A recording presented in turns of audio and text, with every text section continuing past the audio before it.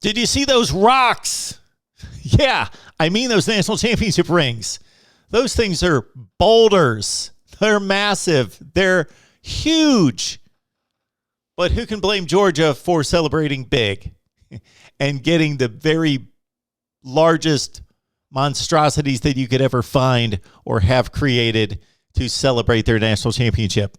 It's been 41 years. Welcome into the Voice of College Football as we check out Georgia's spring game, the annual G-Day game at Sanford Stadium in Athens on Saturday. Right here at the Voice of College Football, please subscribe, share these videos out on social media, and hit the like button as well. Let's get this out of the way first and foremost. This is Stetson Bennett's team, period. There should be no question, no argument, no debate, no doubt. Stetson Bennett's team.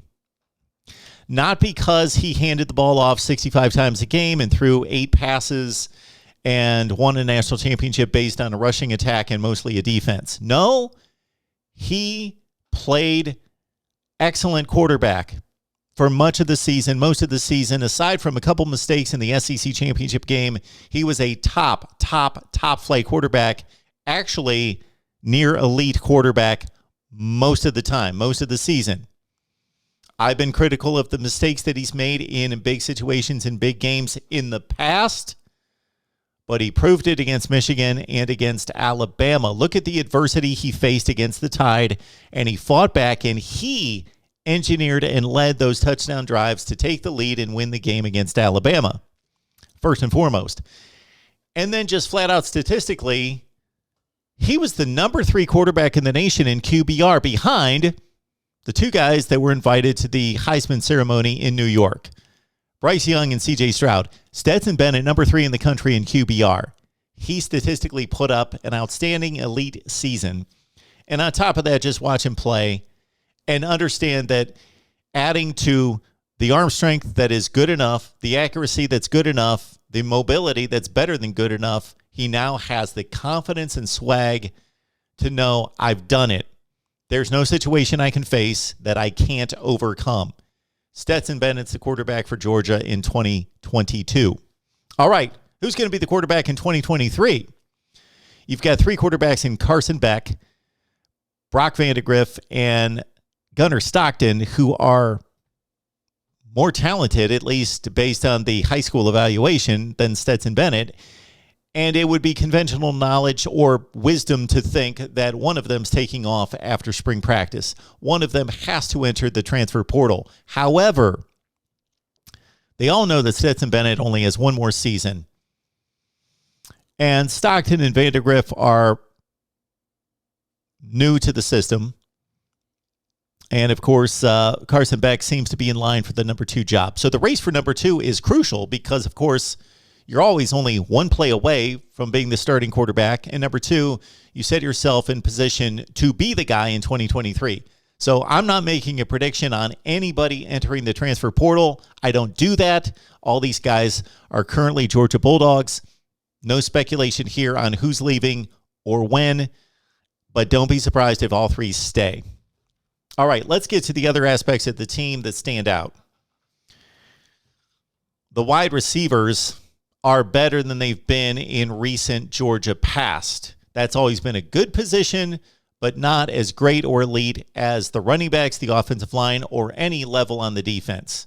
But they've gotten to a place where they are really good at wide receiver, despite losing their 2 most productive wideouts, of course, in Jermaine Burton to Alabama and George Pickens to the NFL. Ladd McConkey's proven enough. A.D. Mitchell in big games, in big spots.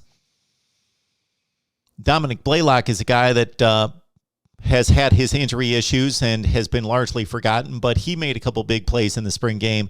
The wide receiver position has reached the level of the rest of the positions from a talent perspective on this football team, and Arian Smith's a really good player as well. And we're not even mentioning the waves of talent coming in the 22 class.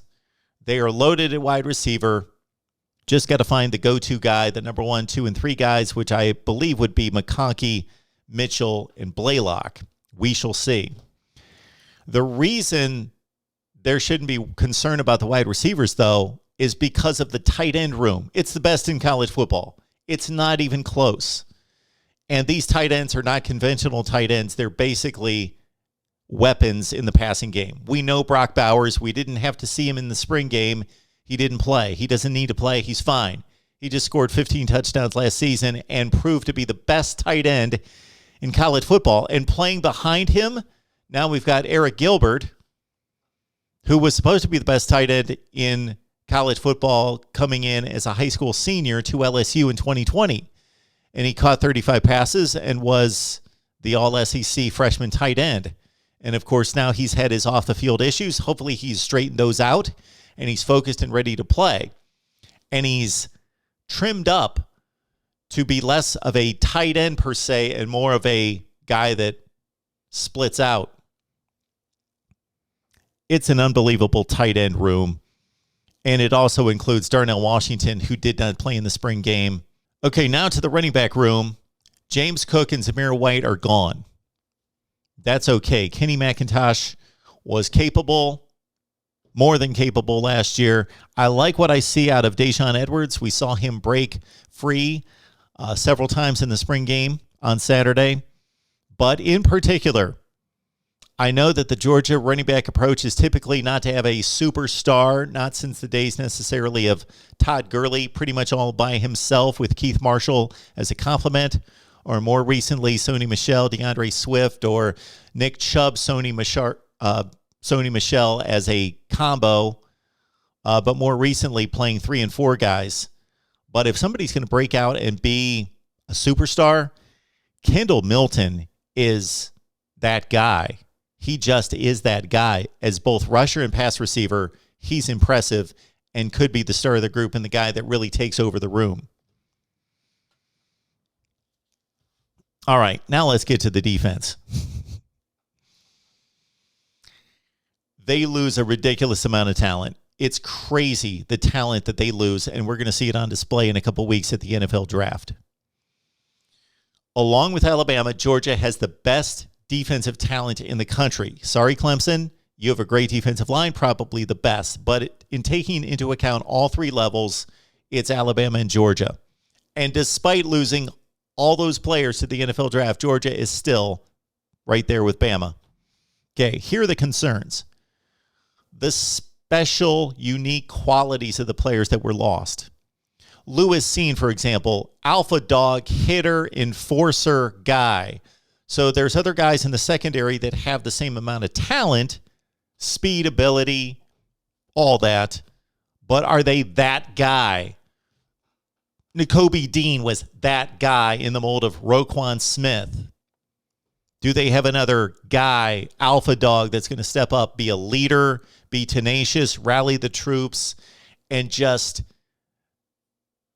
refuse to be denied? Nakobe Dean, that guy. At cornerback, to a lesser extent, Darian Kendrick, 4 picks last year, coming in from Clemson, asserting himself as the number 1 corner, that guy. I think they've got a good transition there in Keely Wingo. Of course, he the star of the national championship game and icing the game with a pick 6. Travon Walker, Quay Walker, going to be missed, of course, along the defensive front. And then again, in terms of having guys that from a star standpoint on the recruiting rankings can be replaced, but are their replacements going to be that guy?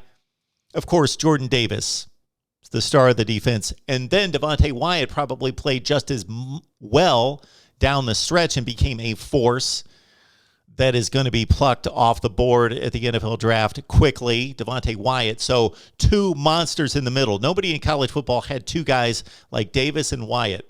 Can they be replaced? Well, we've got